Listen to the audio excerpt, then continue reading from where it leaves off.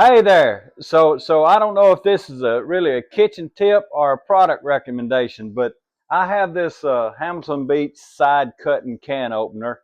We've had it for a very long time. Uh, I think we got it to replace one that mounted up under the counter indicator. But what this thing does, the blade doesn't ever touch the food. It actually cuts the can from the side, and so it allows you to just remove the lid completely like that. It'll work with pull top cans or just regular can. I'm making some turnip green soup here, and one thing, the tip part is, how do you get all the stuff out of the can, right? And so I'll just show you what I do, and it works really well with this type can opener. You could probably do it with other can opener, but it may be a little bit messy.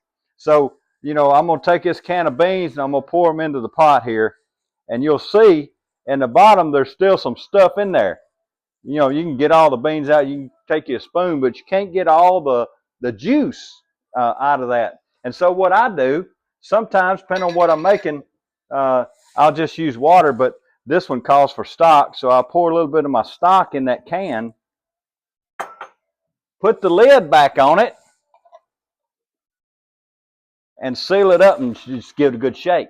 And what that does, it cleans the sides of that.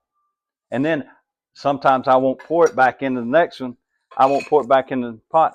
I'll use the next one. Pour my next can in. Put that liquid in there. Clean can here. Put the lid on it.